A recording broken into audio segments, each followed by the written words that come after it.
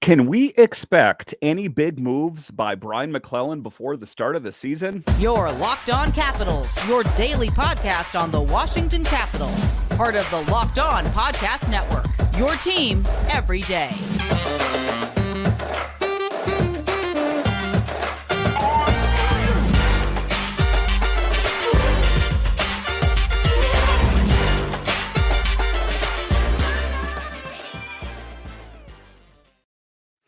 Well, hello and welcome into this edition of Locked On Capitals. I'm so glad you decided to join me today. As always, this podcast is free and available on all the major platforms, including the SiriusXM app and YouTube. And I want to thank you for making this your first listen of the day. My name is Dan Holme. You can find me on Twitter. It's at DanCaps218.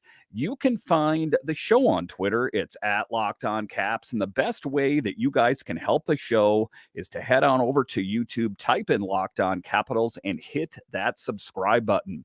In today's episode of Locked On Capitals, we will talk about Edmundson, a player that the Capitals signed during a free agency, ultimately a rugged, value-priced defenseman that ultimately the Capitals should view as a depth player. And then later in the show, we will talk about Max Pacioretty. Is he going to be able to live up to expectation? 6 times he has scored 30 goals. Does he still have that within him? And then what areas are the Caps looking to improve on before the start of the season? And that is where we will start. And first of all, it's great to be back with you guys in the studio.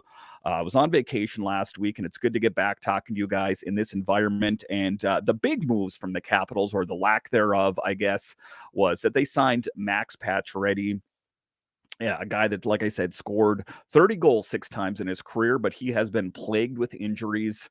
The last couple seasons, he's had those Achilles issues. And then they signed Edmundson. What kind of player is he ultimately going to be? The big thing for me about that is that the Habs, the Montreal Canadiens, are going to retain 50% of his salary. We'll talk about all of that a little bit later, but just talking about the moves now. Between now and the start of the season, if the season were to start today, right now, what position would the Capitals be in going forward? Would they be contenders in the Metro Division, considering the moves that they made or the lack thereof is enough for them to contend? I think that Max Pacioretty is a good player on paper, but will he live up to potential? Is Edmundson going to be enough to help the Caps blue line? And what other big moves are we going to expect? And that is kind of, the talk out there is, what are the Capitals going to do? Why didn't they do something more? I hear a lot of chatter out there about Evgeny Kuznetsov and why they didn't move him. And my thought on it is that I think that the Capitals need to kind of pump the brakes a little bit when it comes to Kuznetsov. If you are a longtime Caps fan, and if you're an everydayer of the show, you know that we talked about that for the longest time. The Capitals were looking for a really great second line center. And it was the belief that they finally got that center in Evgeny Kuznetsov. And then he came here and he had some hot seasons. He had some cold seasons. And then we heard rumors that he wanted out of DC, and everyone is ready to show him the door. Is that the right approach to take? I think that, it's an easy knee-jerk reaction to say the Capitals didn't get the result that they were looking for. They didn't make it to the playoffs for the first time in quite some time. We just need to take the whole team and throw it in the recycle bin and start all over again, except for Alex Ovechkin. I don't think that's the right idea. I think that the Capitals, unless they are going to get an upgrade for Kuznetsov, they would be best served to hold on to him. And why do I say that? Just a couple seasons ago, he was in the top 3 in goals for the Capitals. It was Ovechkin, Wilson, and Kuznetsov. And then subsequently, he had a bit of a dip this last season, right? And then, you heard talk of him saying, I could be the greatest player in the NHL if I wanted to be. I just didn't want to put in the work.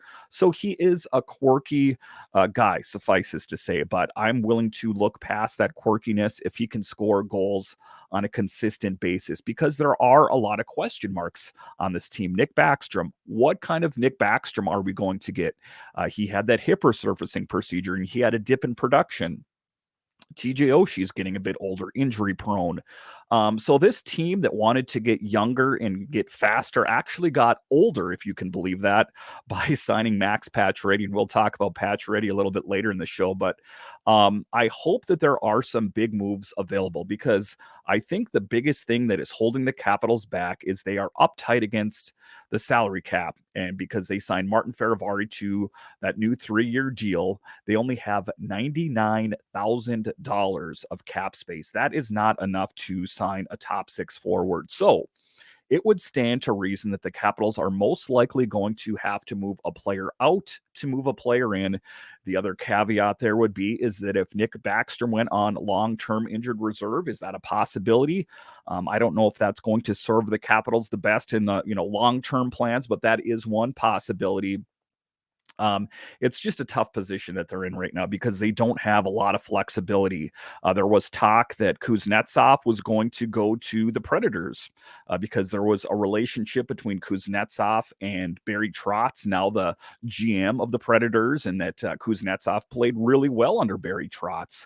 And there was talk that a potential Duchesne Kuznetsov trade. As we know, that wasn't the case because Duchesne was bought out by the Predators and now is a Dallas Star. So that is not going to happen. So cross that one off the list. Who is going to be that big player that is going to take the Capitals over the top? One of those things that's going to kind of throw you back in your seat and go, this is what I'm talking about. Kind of a move that I'm talking about, similar to when the Capitals signed Darcy Kemper. If you remember the year before, everyone, Caps fans, myself included, were so upset with the outcome between Samsonov and Vanacek and their inconsistency that, Brian McClellan said, enough of both of you. I've seen enough.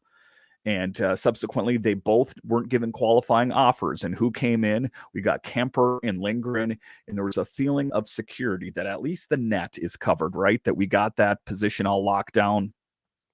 And now the inconsistency that's coming in now is, are the Capitals going to be good enough with what they have out there? It is pretty much the same exact team, minus Connor Sherry and Matt Irwin and those kind of players. Is that going to change this team enough to be competitive? So one of the more intriguing things that's being spoke about out there, and this emanates from Elliot Friedman's 32 Thoughts podcast, the Capitals are looking for a player like Alex DeBrincat. And I know what everyone's saying. Every team in the NHL is being linked to Alex DeBrincat. Is there the possibility that Brian McClellan could lean back and throw a Hail Mary pass and that DeBrincat could catch it and he could be a Washington Capital? I don't know. It is an intriguing thought, who is currently being shopped by the Ottawa Senators to add to the first 2 forward lines. What is one of the things that Brian McClellan said is he wanted to address the top 6. When he was questioned, more pinpoint, do you want to address the centers or the wings? He said, I want to address all of them. Would Alex DeBrincat be the guy to help save the Capitals? I think it would definitely be putting the Capitals in the right direction. We'll see what else Washington tries here, Friedman says, but they are looking to make a hockey trade in their top 6, Friedman said. I mentioned DeBrincat, but I think that's the kind of player that they've looked at. And I think that Brian McClellan has kicked the tires. I think that DeBrincat and his agent are probably, tough characters to deal with. Otherwise, I think he would have been scooped up already. DeBrincat's new contract will carry an AAV north of $9 million, and that's not necessarily affordable for the Caps, who have just $888,000 is the most current one there left to work with, and 19 roster players on board, and that's not including the Hershey Bears expected to make the jump this coming season. So, we're talking about, Connor McMichael potentially on this team and whatever other players. And it is a tough situation. Still, that's the type of player that Mac wants, a goal scorer who can change the look on the top 2 lines and add flair to the power play. And that's what the hope is for Max Pacioretty. Again, we'll talk about in the next segment, depending on if he can remain healthy, but having another piece may be ideal as well. We got to find a way to score more goals. McClellan put it simply. This was in the Hockey News, and they do need to find a way to score more goals because it was Alex Ovechkin who carried the bulk of the mail. As we know, Tom Wilson missed a good chunk of the season because of a knee injury he suffered the season before in the playoffs. And you know that Nick Backstrom missed a bunch of time because of a hip resurfacing, and John Carlson, who took a puck off the melon there. So it was a tough position for the Capitals, and that's my belief. It is even if all these players come back, say we have Wilson and Backstrom and Carlson, and they're all here right now. My reaction as I record this in July, maybe a wild card team, they need something bigger. They need someone bigger. Someone like an Alex DeBrincat. That is what I'm talking about. Is it going to be possible for the Capitals to land someone like that? Like I talked about, Kuzi and Mantha are the biggest trade ships that Washington has in its arsenal. Mac has reported shopped both, and shipping them out would open up some cap space. Kuzi carries an AAV of 7.8 mil for the next 2 years, while Mantha has a cap hit of 5.7 mil for 1 more year. But like I've talked about in the show, and you're an everydayer, you know what I've talked about is that everyone else can see the back of Kuzi's hockey card. They can see the back of Mantha's hockey card. They know their issues. They know that one is hot and cold. They know that one player didn't live up to potential. It's not like these GMs are going into these situations with blinders on. They get it. So the Capitals, I think, ultimately are going to have to hope that they get lucky to a certain extent. That's what it's going to boil down to. It's just, is the right player going to be available to the Caps? And Brian McClellan, I am really hoping that he can pull a rabbit out of his hat between now and the start of next season. All right, so coming up here, we will talk about Max Pacioretty, a guy 6 times in his career has scored 30 goals. Can he do something like that again? We'll talk about that straight ahead.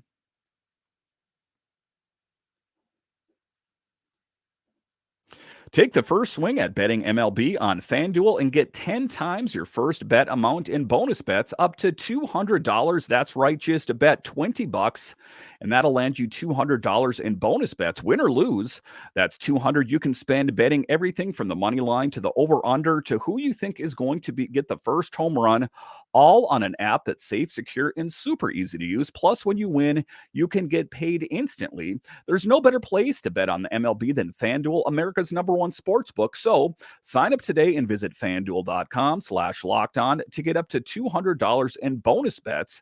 That's FanDuel.com/lockedon. FanDuel, official sports betting partner of Major League Baseball. All right, welcome back into this edition of Locked On Capitals, part of the Locked On Podcast Network, your team every day. Make sure and subscribe or follow Locked On Capitals wherever you find your podcasts and on YouTube. I have a lot of great guests lined up for you this summer, not to mention I'm going to break down all the players that the Capitals drafted and all the potential movement around this team. So make sure and subscribe or follow Locked On Capitals today. All right, in this next segment here, we are going to talk about Max Pacioretty. I was listening to Free Agency on NHL Network Radio on my way down to vacation, and I heard about Max Pacioretty, and I thought to myself, man, if this was Max Pacioretty from, a few years ago, I would be hyped. I would be stoked. Kids don't really say stoked anymore. But anyway, I just said it, and I think that, it would have been a bigger move. But what is one of the things that I know about Max Pacioretty is the last 2 seasons he had issues with his Achilles and missed a substantial amount of time. What the Capitals are holding on to is the fact that he scored 30 goals 6 times in his career. Can he relive his glory days and do that again? I think if even he could score 20 goals, that would be in the right direction. Does he have it within him? The toughest part about Max Pacioretty for me, there's a couple things, but one of them is his Achilles issues, right? And number 2, he is not going to be ready to help this team at the start of the season. Everything that I've heard is he will not be available until October or November. We need boots on the ground, a guy that's ready to help this team day one. And it's not going to be Max Pacioretty. It is unfortunate, but I think that, the Capitals were, kind of hoping the best with Pacioretty because there weren't a lot of options in dollars. Plus, he makes $2 million more in incentives. Is what one day after signing Pacioretty and trading Joel Edmundson, the Capitals GM, Brian McClellan made this much clearer. Finding players that could be shoehorned into a tight salary cap was a major consideration. Pacioretty inked a 1-year deal that includes $2 million in salary and $2 million in games played bonuses that, if achieved, figure to count against the following season's cap, which should be higher. That is the prayer. That is the hope, that there is more flexibility in years to come. But like that $2 million in incentives if he plays enough games, if he's going to get paid $2 million regardless. But if he meets all of his marks, he will get paid an additional $2 million. I think but he's got to be willing to do it. That was appealing to us because we got him at $2 million a cap instead of a higher cap hit, which we might not have been able to afford. Max said of the veteran winger, we have to find ways to score goals, and that's what he does. Beyond the injury, he's probably better than he was. We're excited to get him healthy in our lineup.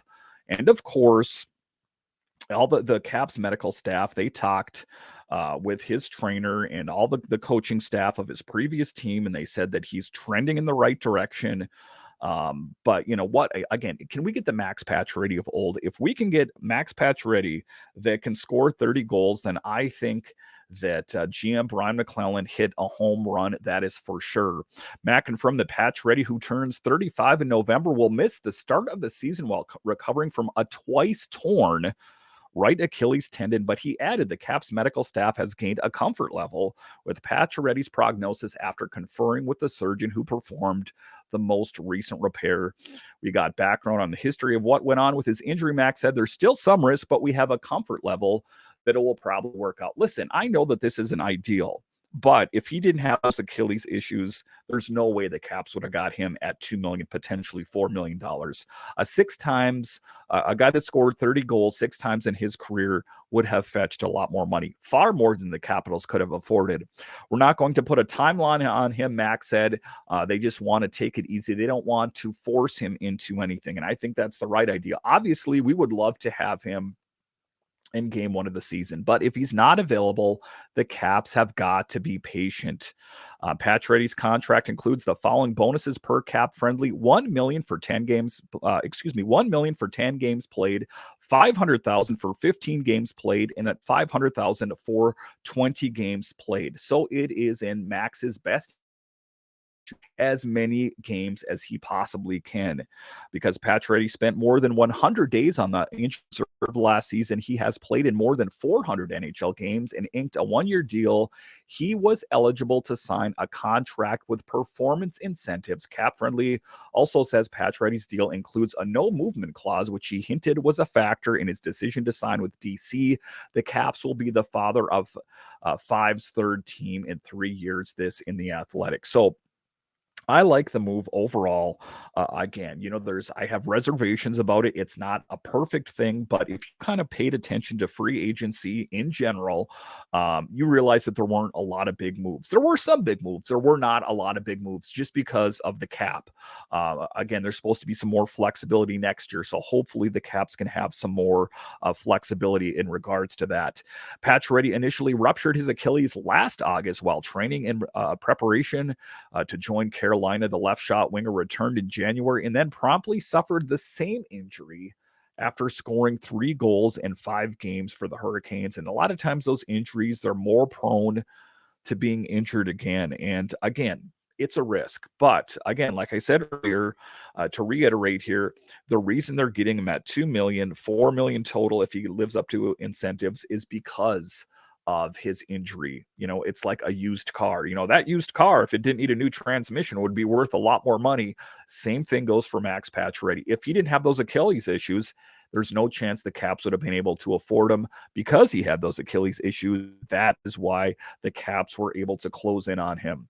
It's tough to talk about, Pacioretty said. Asked if he identified what missteps may have been made in the rehab process. We know that information. One thing I do want to focus on is moving forward and making sure it doesn't happen again. So I want to be positive and think about the future. I kind of want to focus on that specifically. And when I was watching the presser on that, they were kind of pressing him on the injury, and he didn't want to talk about it. He didn't want to divulge what was behind the injury. He said, listen, I'm focusing on the future. And I think that is the proper approach to take. I don't think you need to tell all the press how you suffered this injury. Not only that, because you're letting everyone else in the NHL know what your weaknesses are. So I don't really fault him with that. I think that he is taking the proper approach to concentrating on the future. So I do think that that's all that we can hope for, is that he can stay healthy, and hope that there's the possibility that he can play a good chunk of the season. And my goal for him is, even if he can score 20 or 25 goals, that was well worth it. And I think it was a worthwhile thing for GM Brian McClellan to do. All right, so coming up here, Brian McClellan was not done yet. He also made another move on the blue line. We'll talk about that straight ahead.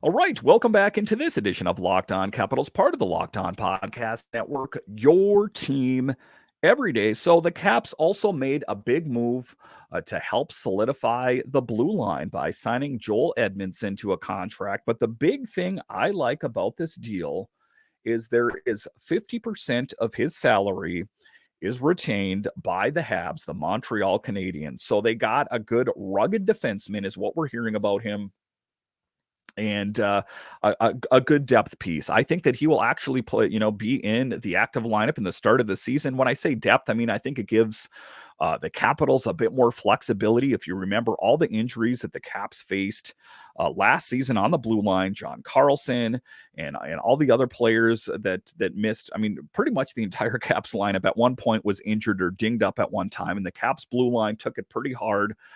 So to have someone like Edmundson come here and add some stability, add a little bit of grit to his game, I like the move. And the biggest part I like about it, of course, like I said, is that Montreal retains 50% of his salary.